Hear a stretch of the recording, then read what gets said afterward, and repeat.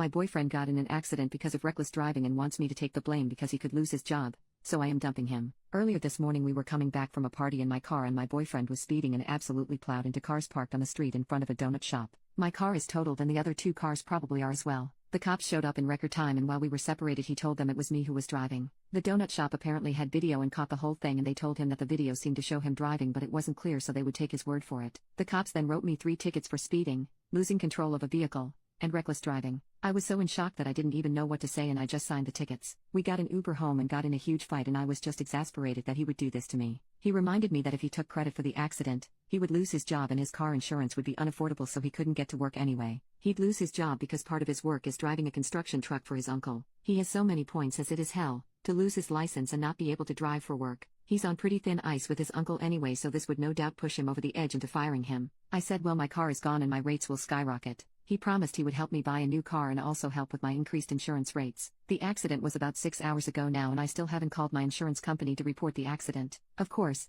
the other 2 people who had cars totaled probably have called, thus my insurance probably already thinks I caused the accident and are looking to destroy my rates going forward. I'm so angry. I have no idea what even to do. I don't want my boyfriend to lose his job but I don't want to be screwed because he was driving like an asshole. I would love any advice. Update: I called my mom and dad, who I really hadn't spoken to since I moved in with boyfriend, and said I was leaving him. I was scared and begged to be picked up. This was about 1:30 a.m. They said they would be over right away. I had locked myself in the bathroom and my boyfriend must have heard me making the call because he started trying to beat the door down and I was terrified. When the door didn't go down easy I could hear him smashing things out in the living room of the apartment and kitchen. I stayed on the phone with my mom while my dad called 911 on his phone. I stayed locked in the bathroom and he occasionally would try to break the door down and again. All this time I was crying and so freaking scared and he was screaming and calling me every name in the book. We have neighbors with kids and I heard the kids wake up and start crying and then I'm pretty sure I heard one of the dads beating on our front door telling boyfriend to shut up. Cops showed up just before my parents and immediately put him in handcuffs and put him on the couch, and started taking statements from me and the neighbors.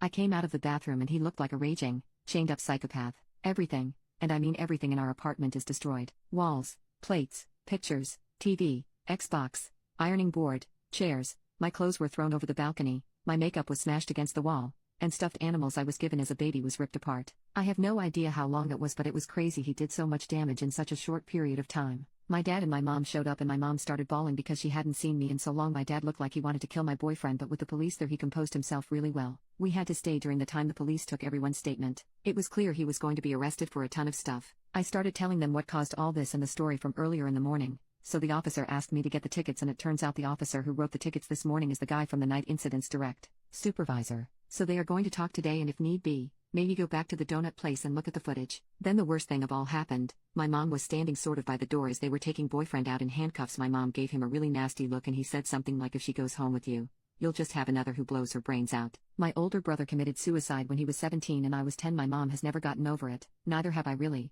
and my mom reached out and slapped him as hard as she possibly could. So then the police had no choice but to arrest her as well. They were nice about it and loosely handcuffed her and took her to one of the squad cars. So I got dressed and tried to pack up and salvage whatever I could while my dad went down to bail out my mom. One of the 3 police stayed in the parking lot in his car just in case any of BF's boys showed up while I got what I could. My mom was in and out pretty quickly and is facing a misdemeanor battery charge which will probably go nowhere. But as you can imagine, while my parents were very happy to get me, they were extremely pissed at what had transpired not only yesterday but the last 6 months or so. I have a very long road ahead to repair the relationship with them. My dad has been mostly silent but he did take me to the family attorney so he could start working on the stuff from the accident. He said it shouldn't be too hard to get me out of the tickets and women, especially, take the fall for husband/boyfriend accidents way more often than you would think. I will probably still have to show up for court but by that time the investigation to show my boyfriend was the one really driving should be concluded and I will be dismissed. However, the thing that really sucks is that my state is a permissive use state, meaning that my insurance has to cover anyone who is driving my car. There is a good chance that my insurance company will fight it out with his company for overall liability and it won't be as bad,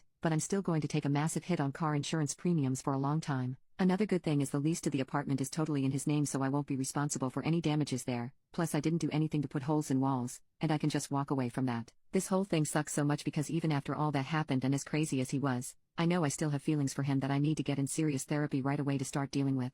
I can't have someone so destructive in my life who was willing to let me take the fall for all his crap and then scare the life out of me and threatened me.